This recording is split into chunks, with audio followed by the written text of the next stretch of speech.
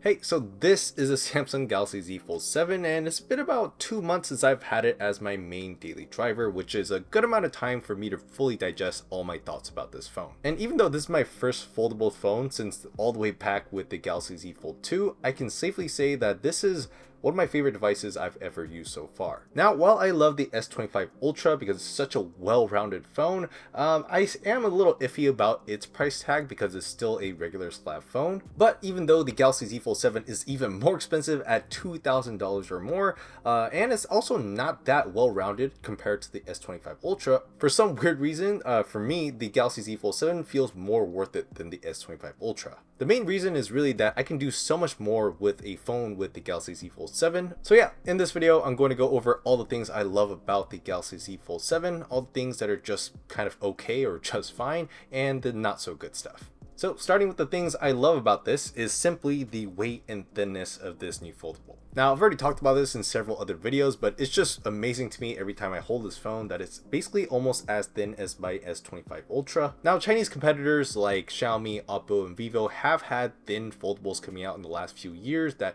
do rival this device, but those were never available in the markets that I've lived in, especially here in Korea. So yeah, personally, this is a huge revolution for me in terms of the foldable space. But the really shocking part is that the Fold 7 is actually a little bit lighter than the S25 Ultra, so it's basically just the same experience as holding a regular phone. They also made the cover screen wider, so it's a little closer to a regular phone. It's not quite as wide as a regular phone aspect ratio, it's a little longer, but it's still easy to grip and use one-handed, and it's wide enough for texting with two hands, so it's good enough for that. Now, all these things might not sound like a huge deal to you, but for me, it's huge because I used to stay away from foldables because they're so bulky and heavy, especially in my pocket when I go on runs or when I'm wearing my shorts. But with the foldable so thin and light like this one, I basically treat it the same as a regular phone. So this being so thin and lightweight, it basically changed to how I see foldables now. And it's not just the weight and thinness that's a big win here. The inner screen is now a little bit bigger at 8 inches, so you're getting a whole lot of screen space here. And the inner screen's aspect ratio is now basically two regular phones side by side, so it's great for split screen multitasking. That's enough screen size to use pop-up windows. I do this a ton while watching YouTube or Netflix open in the back. There's definitely still letterboxing, but video playback is still bigger than some of the biggest phones in landscape orientation, or it's sometimes very similar to something like an S25 Ultra, but you also have extra space for checking comments and other UI elements like that. Now, a lot of the games don't give you that much more field of view, but you can see things a lot better, especially the smaller details and the menu items don't look as cluttered, so just having that extra screen makes it a really nice gaming experience.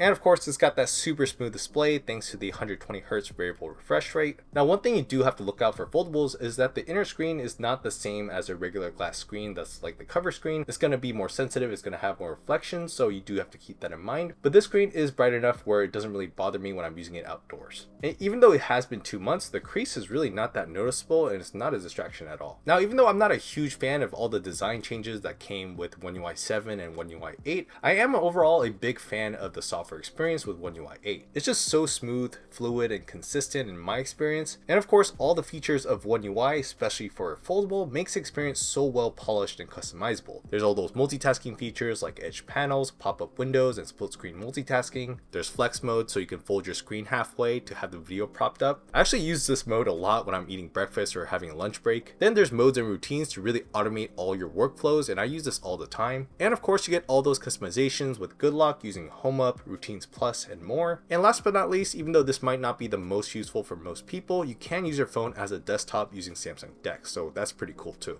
And of course, this is a flagship smartphone, so it's got the latest and greatest from Snapdragon. Inside is a Snapdragon 8 Elite chipset with 12 or 16 gigs of RAM. As you can expect, this handles everything super well from multitasking to gaming. It doesn't have a vapor chamber like the S25 Ultra or some other flagship phones, but I rarely saw this phone getting warm at all. And even if it does get a little warm from pushing it too much from gaming, it just gets hot in this upper camera area here and not much else. So in general, I'm really satisfied with the performance, but to just save some battery, I was running this at a light performance profile. This mode definitely isn't as aggressive as battery saver. It just prioritizes efficiency over peak processing speed. So if you do have a flagship Samsung phone that's more than fast enough for you, I recommend trying out this mode too. And since I have the big screen and I can multitask so well with the Fold 7, I actually do get some work done. If you're interested in learning more about this little setup here, make sure to check out my Fold 7 EDC video. So that's basically everything I really loved about the Galaxy Z Fold 7, but there are also things that are just fine or okay. So while I love how Samsung made the Fold 7 so thin and so light, I think the general design of the phone and the color options are a little bit uninspired. I feel like Samsung arrived at this design language that was and is great starting with the Note 10 and they kind of just stuck to it. Yeah, it's minimal and pretty nice looking, but it is getting a bit boring, so I do wish they do a better job for next year's Fold series. But even though foldables have gotten so much better in terms of the inner screen tech and the hinge and the general durability, you still do need to think about durability here and there. The Fold 7 does have a better IP dust and water resistance rating, but is still only IP48. And even though the inner screen tech has gone better for foldables over the last few years, especially for Samsung as well, this is still a super flexible, thin, ultra thin glass you're playing with. And for it to work, you do need this plastic screen protector to be on it at all times. And if it does lift, you gotta take it to a Samsung specialist to get a new one applied. It's fairly affordable to get the screen protector replaced, but it's just a hassle to get it to a Samsung specialist every time. Also, if the screen itself, not the screen protector, has an actual issue, you have to get it replaced, which is really expensive. Now, Samsung and all these other competitors will claim that they improved the durability a ton for the inner display and the general hinges,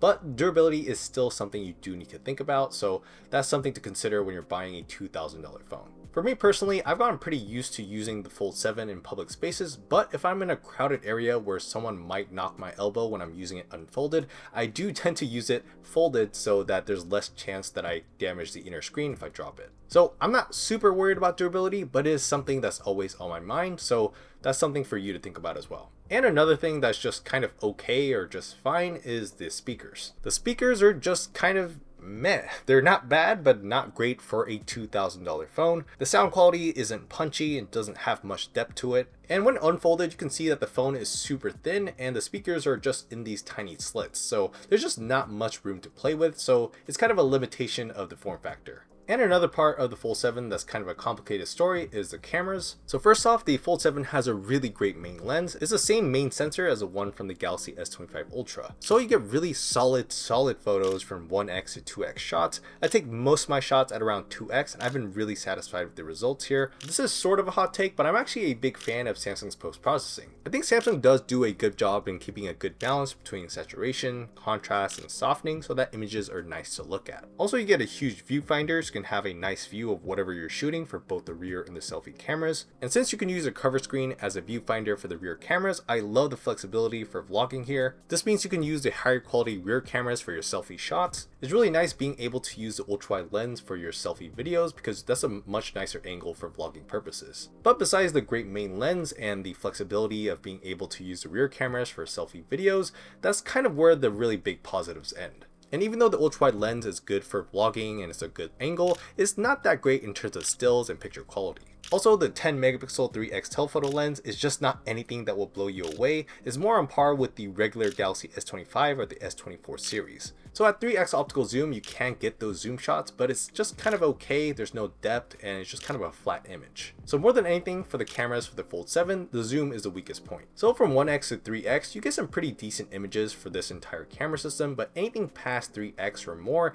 nothing's gonna blow you away. Even though I'm aware that this is a foldable and about the limitations of putting big camera sensors into these really thin chassis, I also just expect more from a $2,000 phone. And another thing that's just okay is the battery life. So with just a 4,400 mAh battery, which is pretty tiny even when compared to the S25 Ultra, which has a 5,000 mAh battery, this actually exceeded my expectations. I can get a full day of battery life with this thing. That's about 6 hours of screen on time in light performance mode. I can multitask on here and get more things done in a shorter amount of time, so it's actually pretty good enough for that. But on the other hand, since this is a foldable and I can do more with it and I treat this more as a phone plus tablet plus a light productivity computer, I still do wish it did have more battery endurance with or without light performance mode, especially for a $2,000 price tag. So battery is just fine, but what's not so good is the charging speed. So for peak wired charging speeds, this tops out at 25 watts. Now Samsung was never known for the fastest charging speeds, but 25 watts for a $2,000 phone is